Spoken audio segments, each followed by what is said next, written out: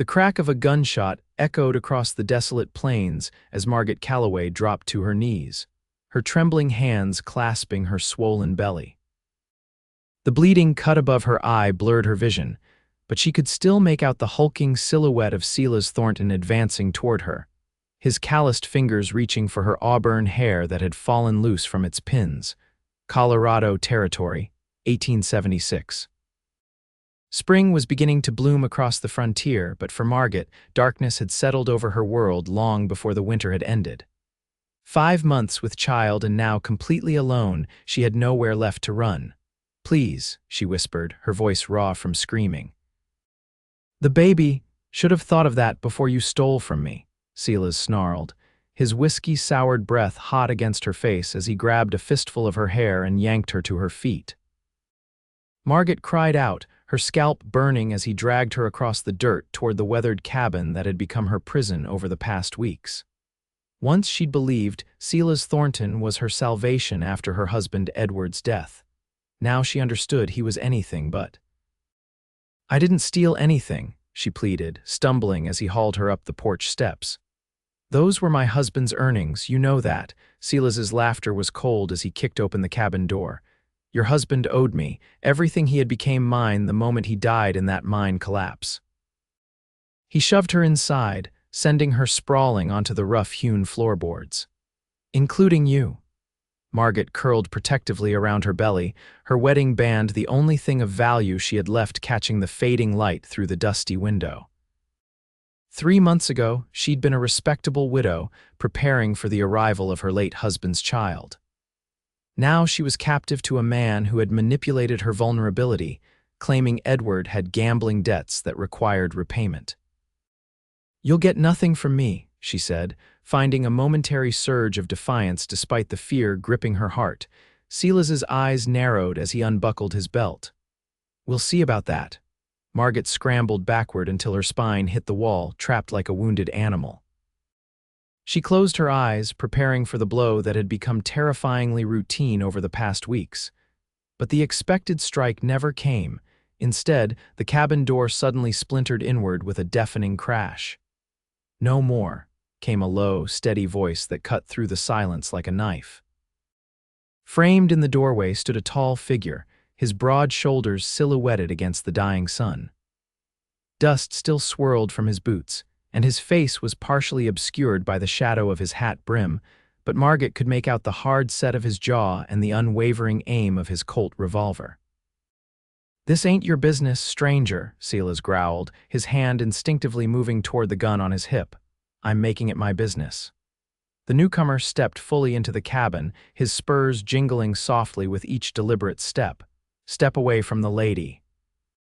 Margot's vision cleared enough to see her would-be savior clearly now a man in his early 30s with sun-weathered skin and eyes the color of a summer storm. His clothes were trail-worn but clean, marking him as someone who took pride in his appearance despite the hardships of frontier life. "Who the hell do you think you are?" Silas demanded. "Name's Kieran Winters," the cowboy replied evenly.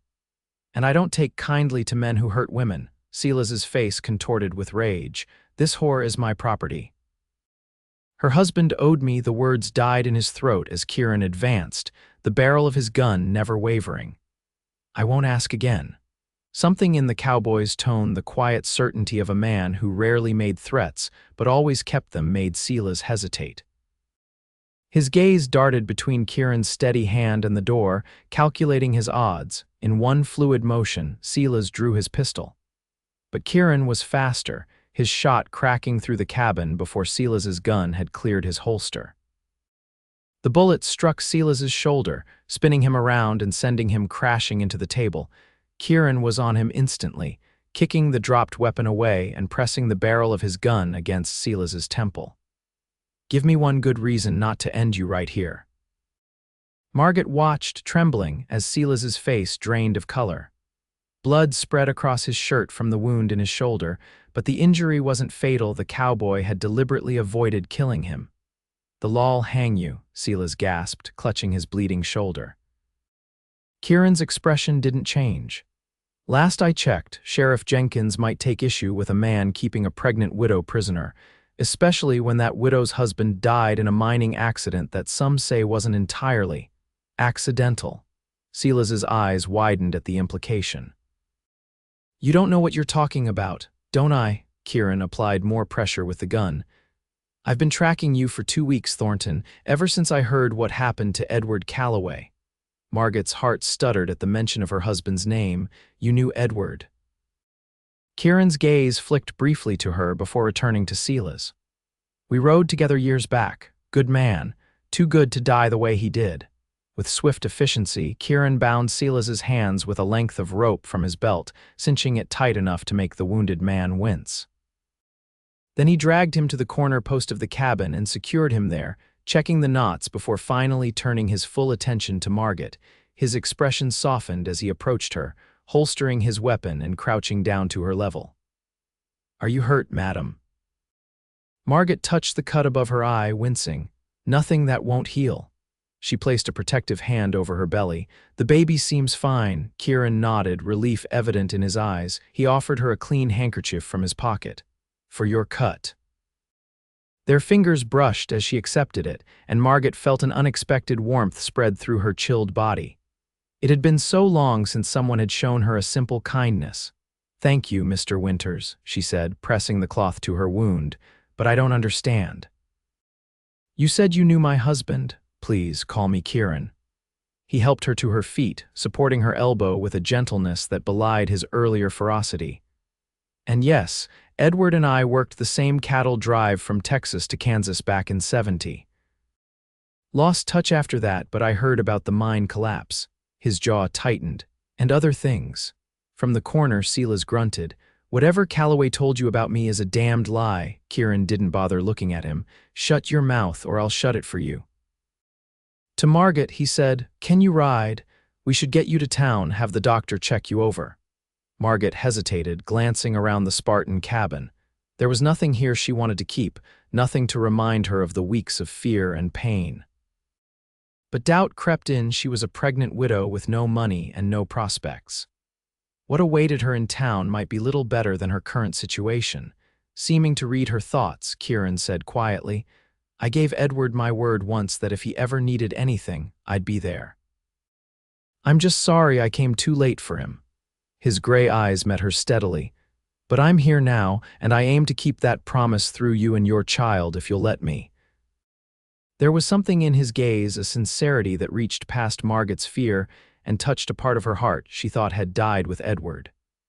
It wasn't a declaration of love or even attraction, but something more fundamental, respect and the offer of protection without demands.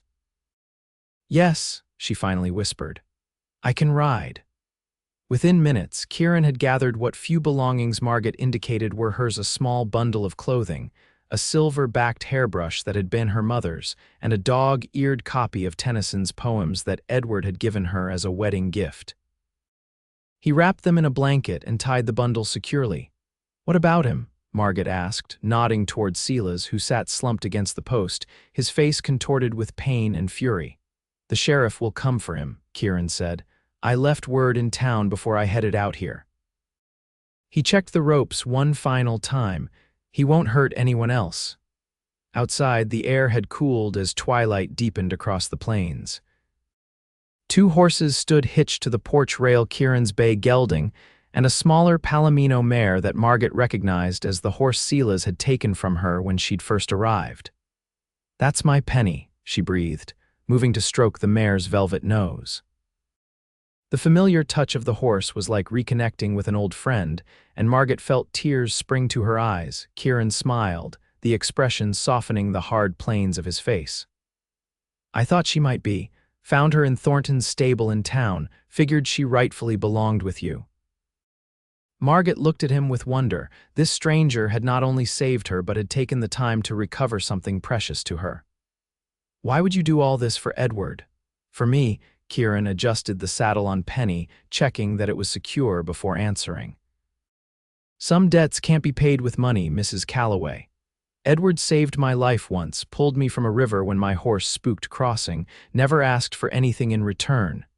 He met her gaze squarely. A man like that deserves to have his family looked after. Kieran helped Margot mount, his hands strong but respectful as he lifted her onto Penny's back. She settled into the saddle, adjusting her position to accommodate her pregnancy, and felt a strange sense of freedom wash over her. For the first time in months, she was making a choice rather than having one forced upon her. They rode away from the cabin as the first stars appeared overhead, heading toward the town of Silver Creek, 5 miles to the east. Margot didn't look back at the place that had nearly broken her spirit.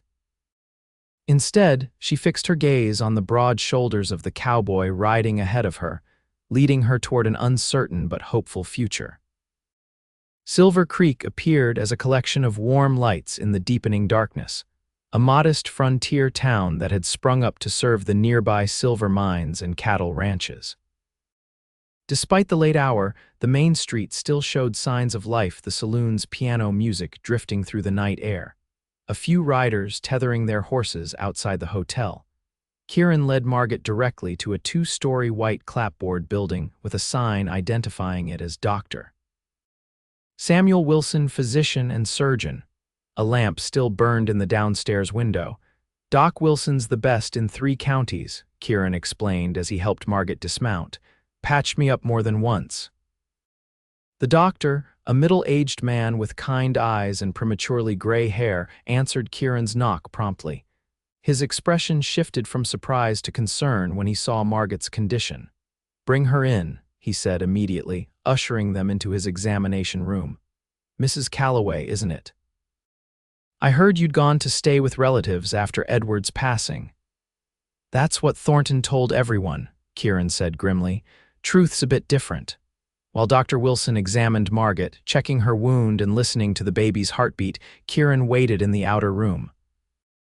He paced restlessly, hat in hand, his thoughts a storm of anger at what Thornton had done and concern for the brave woman he'd rescued. When the doctor finally emerged, his expression was reassuring. "Mrs. Calloway is physically sound, considering what she's been through. The cut will heal cleanly and the baby appears healthy. What she needs most now is rest, proper nourishment, and peace of mind." Kieran nodded, relief washing through him. "Thank you, Doc. Is there somewhere in town she can stay? I'll cover any expenses." "My sister runs the boarding house, Doctor." Wilson replied, "I'll send word that Mrs. Calloway needs their best room." He studied Kieran thoughtfully. "You riding out tonight?" "No," Kieran decided. "I'll stay until the sheriff brings Thornton in, make sure everything's settled properly." When Margot emerged, her face was cleaner, the cut above her eye neatly bandaged. She looked exhausted but calmer, her green eyes meeting Kieran's with quiet gratitude. "Doc says you and the little one will be just fine," Kieran said, a smile softening his weathered features. Margot nodded. "Thanks to you."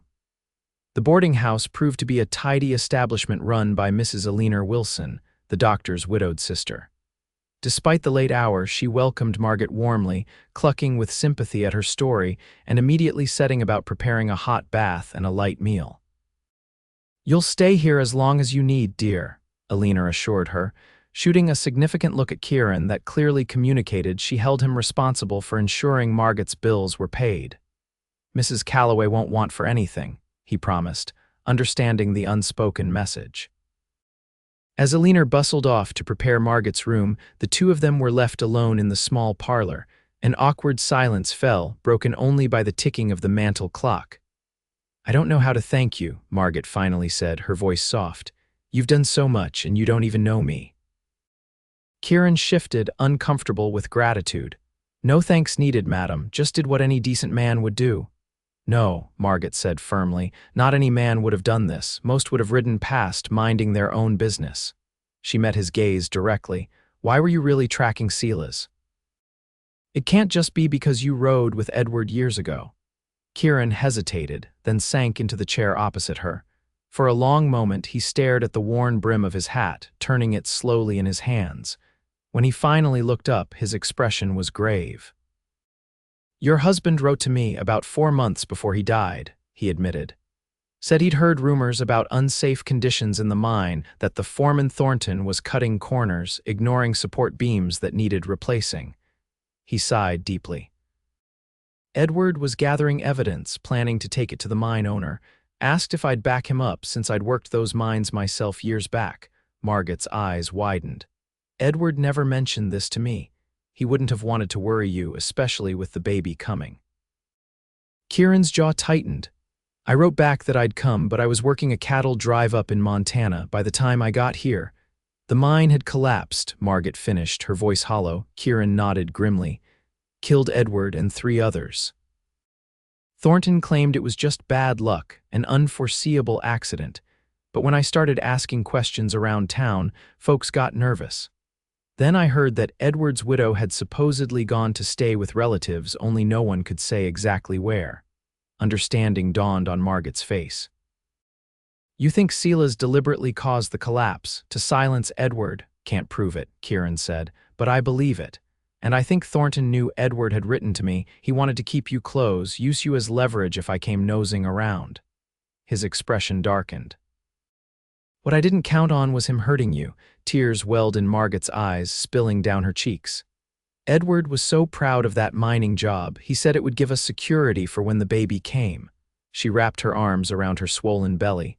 Now I have nothing. Kieran leaned forward, his gaze intense. That's not true. You have your child, your strength, and as long as I'm around, you have my protection. I promised Edward, and I mean to keep that promise. Alina's return interrupted their conversation. Your room is ready, Mrs. Calloway. A hot bath and some supper are waiting for you upstairs. Margot rose, suddenly aware of how exhausted she truly was. She turned to Kieran, uncertainty in her eyes. Will you still be here tomorrow? Yes, madam, he assured her. I'll see this through. That night, as Margot sank into her first real bed in weeks, clean and fed for the first time in days, she found herself thinking of Kieran Winters. There was something compelling about him beyond his timely rescue, a quiet strength, an unwavering sense of honor that reminded her of Edward yet was entirely his own. As sleep claimed her, she wondered what tomorrow would bring, and whether this cowboy who had stormed into her life might become more than just her rescuer. Kieran, meanwhile, took a room at the hotel across the street. Sleep eluded him as he replayed the day's events, particularly the moment he'd first seen Margot defiant despite her fear, protective of her unborn child even as she faced Thornton's wrath. Her courage had stirred something in him, awakening feelings he'd long ago buried under the demands of his solitary existence. But such thoughts were dangerous. He'd come to fulfill a promise to a dead friend, not to develop feelings for his widow. Once Thornton was dealt with and Margot was safely established, he would ride out as he always did, carrying the satisfaction of a debt repaid and nothing more.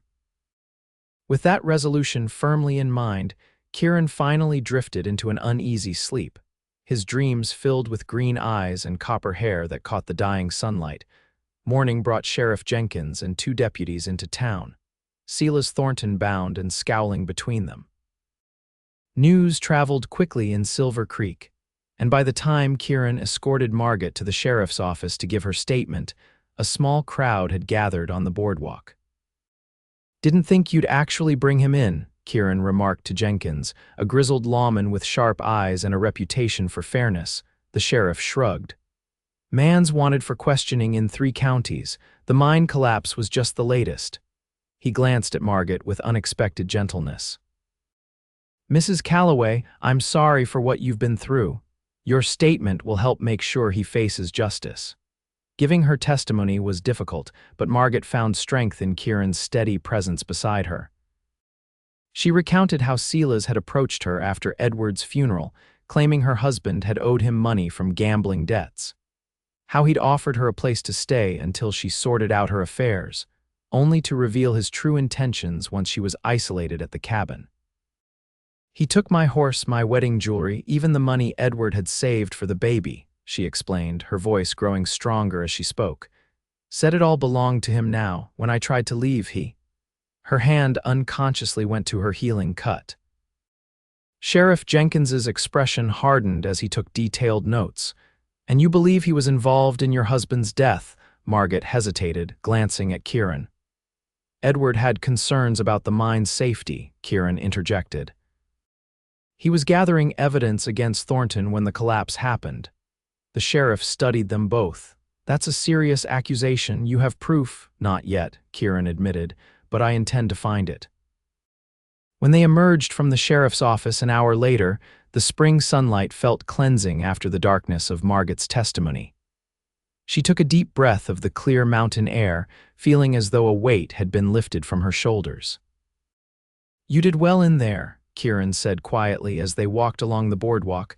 Margot glanced at him, noting the pride in his expression. What happens now? Thornton will face charges for what he did to you at the very least. And I meant what I said. I'm going to find proof about the mine collapse. His expression was determined. Edward deserves justice. They paused outside the general store where a notice board displayed various announcements and job listings. Margot's eyes fell on a neatly written card, experienced seamstress needed at Mrs. Hoffman's dress shop. Inquire within. I was a seamstress before I married Edward, she said thoughtfully. My mother taught me. I made my own wedding dress. Kieran followed her gaze to the notice. You thinking of applying? Margot straightened her shoulders. I need to support myself and my child. I can't depend on charity forever, even yours. A smile tugged at Kieran's lips. You're a remarkable woman, Margot Calloway. It was the first time he'd used her given name, and the sound of it in his deep voice sent an unexpected warmth through her. Will you wait while I inquire, Mrs. Hoffman proved to be a practical businesswoman in her 50s who took one look at Margot's neat appearance and asked to see examples of her stitching. Fortunately, the dress Margot wore was one she had made herself, with intricate tucking along the bodice that showcased her skill despite its simplicity. Your work is excellent, Mrs. Hoffman declared after examining the garment. And we have several customers awaiting maternity wear adjustments who might feel more comfortable with someone who understands their needs. She named a fair wage, adding, You can start tomorrow if that suits. When Margot emerged from the shop with the news, Kieran's genuine pleasure in her success warmed her more than the spring sunshine. They celebrated with lunch at the hotel restaurant, where Kieran insisted on ordering the most substantial meal on the menu. You're eating for two, he reminded her when she protested the expense. And you've got some catching up to do after what Thornton put you through. Over the meal, they found themselves sharing stories, Kieran of his years working cattle drives and prospecting, Margot of her childhood in St. Louis and her brief but happy marriage to Edward. The conversation flowed easily between them, punctuated by occasional laughter that surprised them both with its naturalness.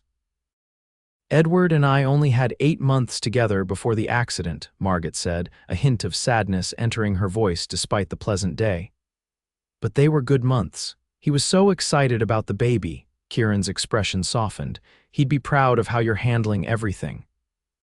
Sometimes I'm not sure I'm handling it at all, she admitted. Everything's happened so quickly.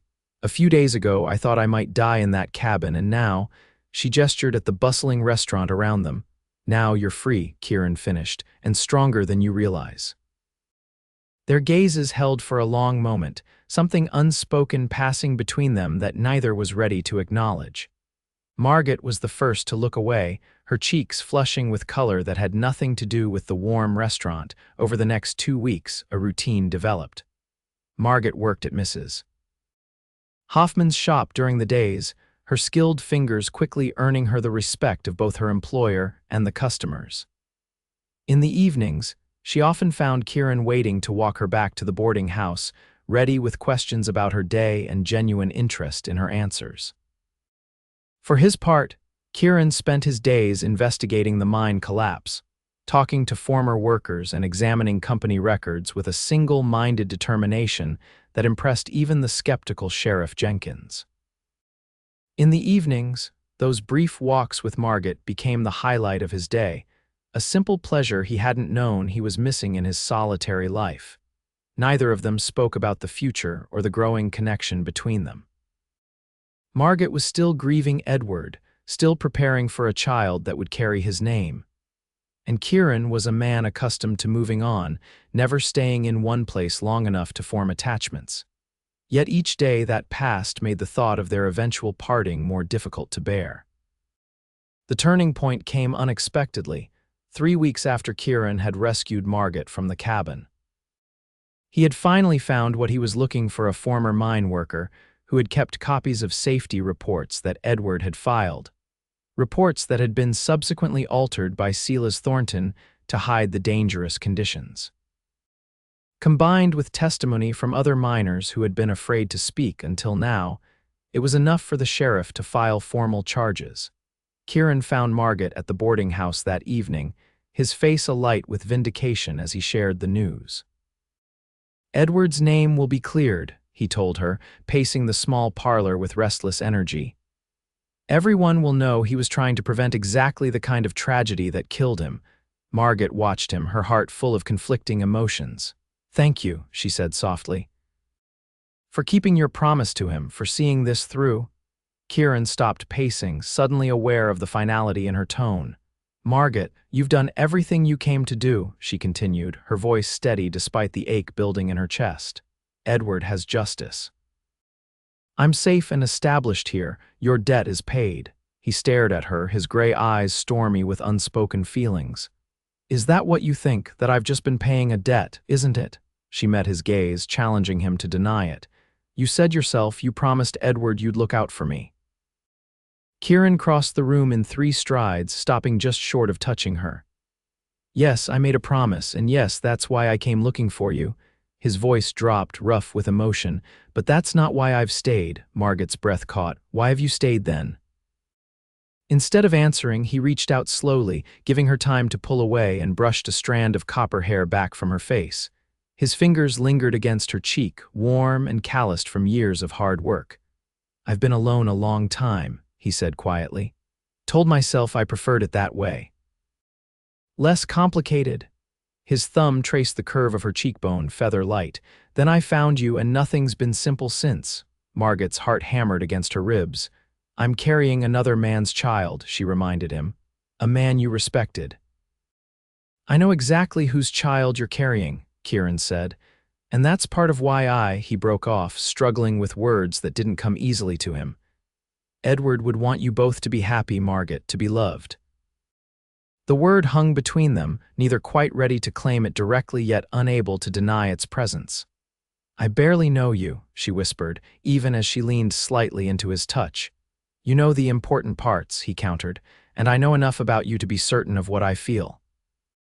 His hand dropped to take hers, enfolding her smaller fingers in his strong grip. "I'm not asking for promises, just a chance to see if what's growing between us might be something worth building on." Tears welled in Margot's eyes, but they were different from the tears of fear and grief she'd shed so often in recent months. These were tears of possibility, of hope cautiously reborn.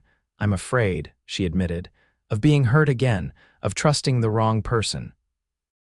Kieran nodded, understanding in his gaze. "Fear's natural, but I've seen your courage, Margot, the way you fought back against Thornton, the way you've rebuilt your life here."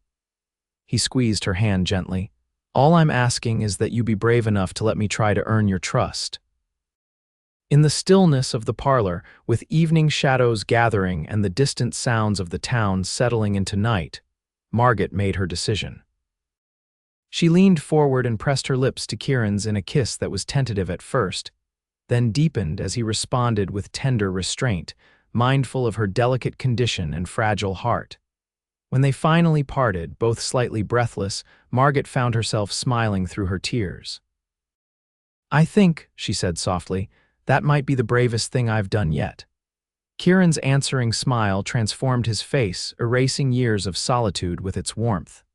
"Brave looks good on you, Margot Calloway." In the weeks that followed, their relationship unfolded with careful deliberation.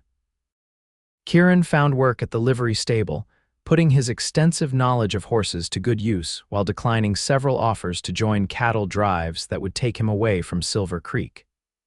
He took rooms above the stable, refusing Margot's hesitant suggestion that they marry before the baby came. "When we marry," he told her firmly, "it won't be because of convenience or circumstances. It'll be because we both know it's right." His eyes softened as he covered her hand with his. I want you to be certain, Margot, to choose me with your whole heart, not just your practical mind. Margot appreciated his patience, even as she found herself falling deeper in love with this quiet, honorable man who had stepped into her darkest hour and brought light back into her world. They spent their free time together, picnics by the creek when the summer heat allowed, evenings on the boarding house porch swing, talking of everything and nothing as the stars emerged overhead. As Margot's pregnancy advanced, Kieran's attentiveness only increased. He built a cradle with his own hands, the wood sanded smooth and polished to a warm glow. He accompanied her to her appointments with Dr. Wilson, waiting outside with barely concealed anxiety until she emerged with reports of the baby's steady growth. "You're going to be a wonderful father," she told him one evening as they walked along the creek bank, his arm supporting her as her balance became more precarious with her advancing pregnancy. Kieran looked startled, then deeply moved by her words. "I never thought much about fatherhood before," he admitted. "Always figured that wasn't in the cards for a drifter like me." "And now," she asked, watching his expression closely, a slow smile spread across his face. "Now I can't imagine anything I want more than to help raise this child with you." He stopped walking, turning to face her fully. "To be a family, if you'll have me." Margot's answer was in her kiss, in the tears of joy that spilled down her cheeks, in the way she guided his hand to her belly where the baby kicked vigorously against his palm. They were married 2 weeks later in a simple ceremony at the small church in Silver Creek. Eleanor Wilson insisted on hosting a modest reception at the boarding house, where the townspeople who had come to respect both the determined young widow and the steadfast cowboy who had championed her cause gathered to wish them well. "Never seen a man look at a woman the way he looks at you," Mrs. Hoffman remarked to Margot as they watched Kieran across the room, deep in conversation with Dr. Wilson. "Like your water in the desert." Margot smiled, her hand resting on her 8-month belly. "He saved me in more ways than he knows." "And you saved him right back," the older woman said wisely.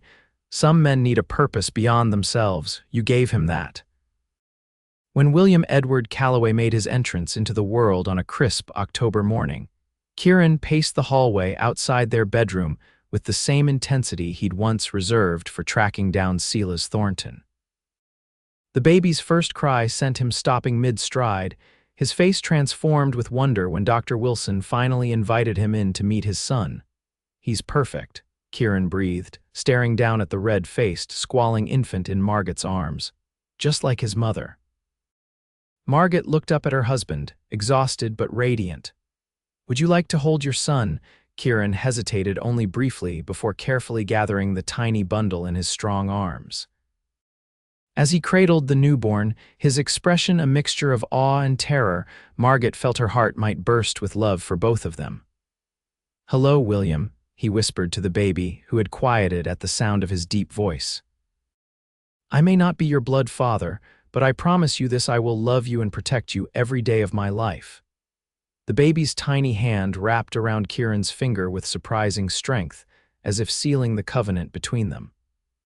2 years later, on a warm summer evening, Margot sat on the porch of their small but comfortable house on the outskirts of Silver Creek, watching Kieran chase a giggling William across the yard. The boy had his father's copper hair but had inherited Kieran's gray eyes and determined nature, a perfect blend of the two people who loved him most in the world. "Papa, again," William demanded as Kieran caught him and swung him high into the air. "One more time, partner, then it's bath and bed," Kieran agreed, setting the boy down for another round of the chase game that never seemed to grow old. Margot's hand rested on the gentle swell of her belly, where their second child, a daughter, she was certain had just begun to make her presence known.